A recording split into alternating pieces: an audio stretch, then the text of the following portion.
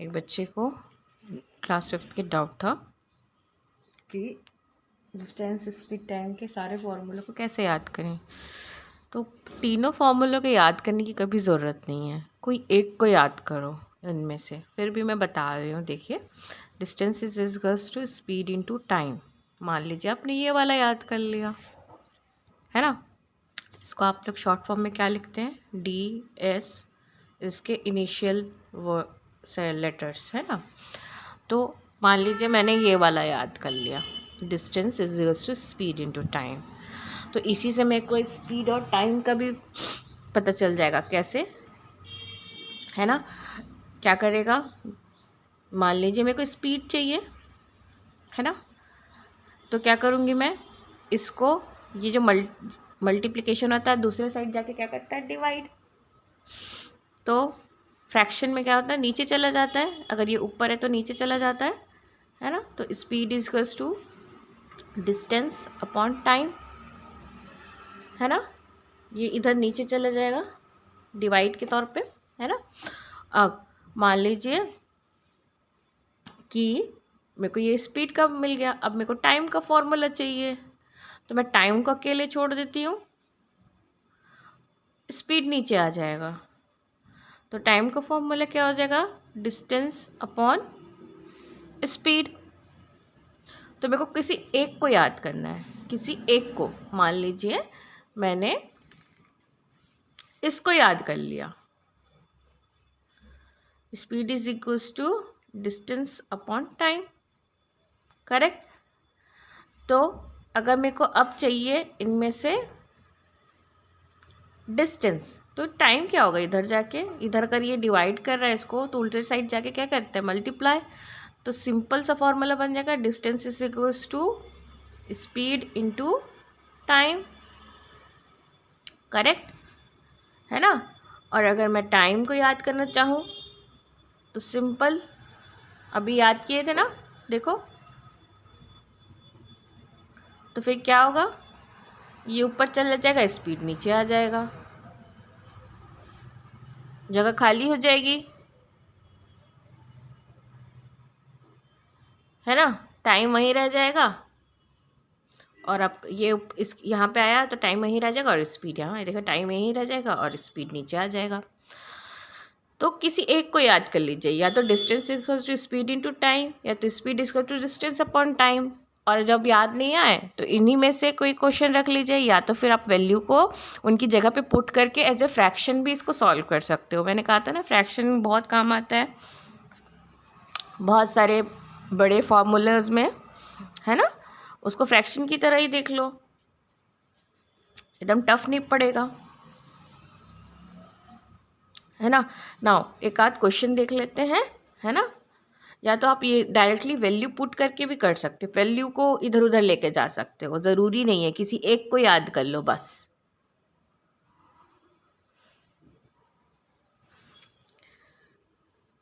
ठीक है, अब जैसे कि ये स्पीड दिया हुआ है और टाइम दिया हुआ है, तो मेरे को क्या चाहिए, ये तो डिस्टेंस का सिंपल सा फॉर्मूला है, स्पीड इनटू टाइम।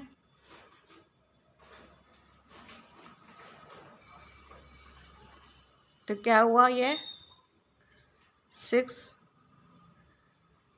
इंटू 3 कितना हुआ, 18 किलोमीटर।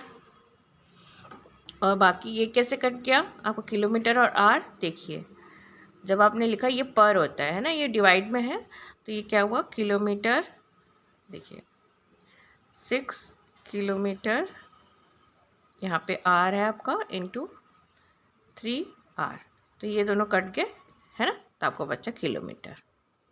ठीक है, अब मान लीजिए आपको ये वाला फॉर्मूला याद नहीं है, आपको सिर्फ स्पीड का फॉर्मूला याद है। देखिए, डिस्टेंस अपॉन टाइम, ठीक है। तो मैं क्या करूँगी, वैल्यू को पुट कर दूँगी उनकी जगहों पे। यहाँ पे मैंने 6 रख दिया, यहाँ पे मैंने डी को वैसी का वैसी रहने दिया, और टी को क्या किया, टी की वैल्यू रख दी। ठीक है, तो अब ये इधर जाके क्या होगा, मल्टीप्लाई। तो क्या हुआ, डिस्टेंस की वैल्यू क्या हो गई, 6 इंटू 3, दैट मीन्स 18 किलोमीटर। ठीक है, ये ऐसे आता है। तो आप कोई भी एक फॉर्मूला याद रखिए, उसको या तो फ्रैक्शन की तरह सॉल्व कर दीजिए, या तो फॉर्मूला अगर याद है तो फॉर्मूला में डायरेक्ट पुट करके भी कर दीजिए, और फॉर्मूले से भी आप बाकी तीनों की वो निकाल। चलिए 2-3 एग्जाम्पल और देख लेते हैं स्पीड और टाइम का, जैसे अपन लोगों ने यहाँ पे पढ़ा था, है ना। तो इसमें क्या दिया हुआ है, इसमें डिस्टेंस नहीं दिया हुआ है। एक बार और रिपीट करें, डिस्टेंस नहीं दिया हुआ है ना। तो इसमें क्या हुआ आपका, अगर आपको डायरेक्टली फॉर्मूला याद है, फॉर्मूला याद है तो आप डायरेक्टली पुट कीजिए, है ना। Distance is equals to speed into time, है ना। अब क्या हुआ, यहाँ पे मैं 3 टाइम, यहाँ पे 40 लिखूँगी और यहाँ पे 3 लिखूँगी, तो मेरा कितना आ जाएगा आंसर, कि ये किलोमीटर पर आवर में है और ये आवर में है। तो मेरा कितना आ जाएगा आंसर, कितना होता है 120 किलोमीटर। ठीक है, अगर मेरे को दूसरा फॉर्मूला याद है, मान लीजिए मेरे को स्पीड का याद है, डिस्टेंस अपॉन टाइम, स्पीड का याद है। ज़्यादातर लोगों को डिस्टेंस और स्पीड दोनों में का ही याद, स्पीड का या डिस्टेंस दोनों में से किसी एक का याद रहता है ना। तो ठीक है, इसमें भी रख लेते हैं हम लोग, है ना। इसमें हम लोग कहाँ रखेंगे, ये स्पीड की जगह पे 40 रखेंगे और डी को वैसी रहे, डिस्टेंस को वैसी रहने देंगे, टाइम की जगह पे 3 रख देंगे।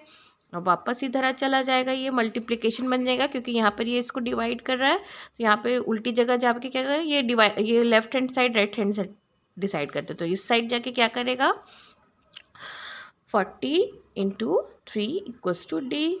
तो आपका क्या आ गया, 120 किलोमीटर। ओके, ये होता है ना।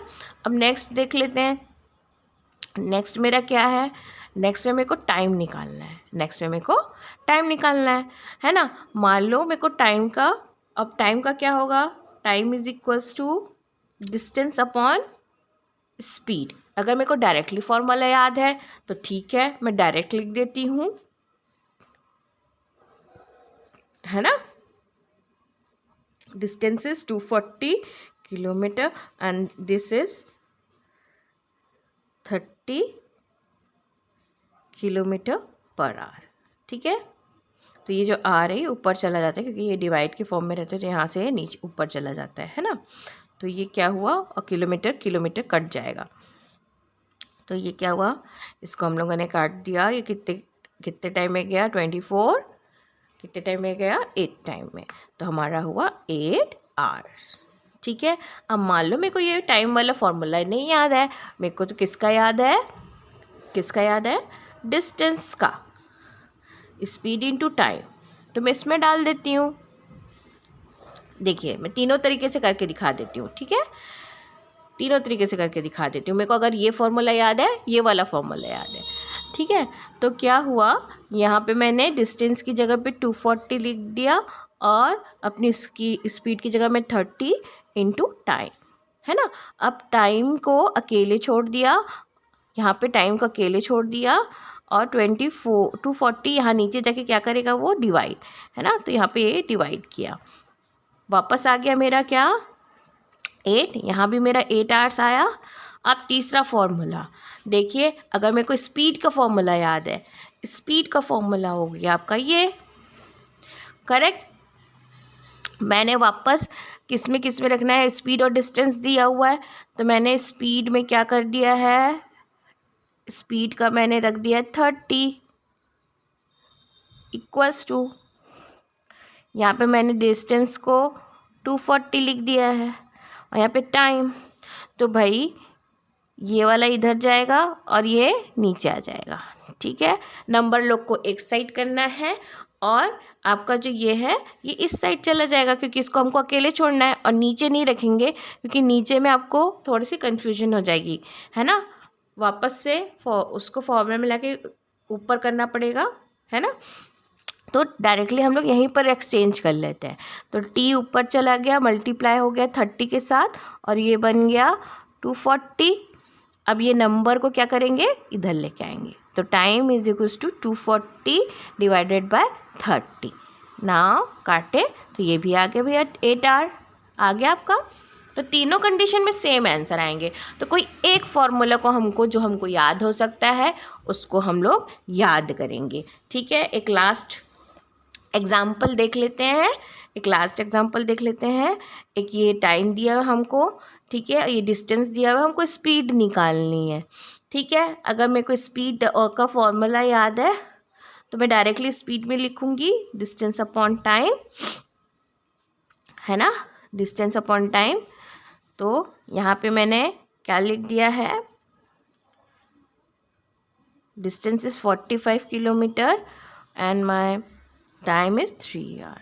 ठीक है, तो ये कट गया हमारा 1 और 5, तो मेरा कटा 15 किलोमीटर पर आवर, क्योंकि ये दोनों तो कट नहीं रहे हैं, पर ये नीचे है ये ऊपर है, तो पर आवर ऐसे लिख देंगे। ठीक है, अब मान लीजिए मेरे को ये वाला फॉर्मूला याद नहीं है, मेरे को क्या याद है, distance is equals to speed into time, है ना, स्पीड इनटू टाइम याद है मेरे को, स्पीड इनटू टाइम याद है।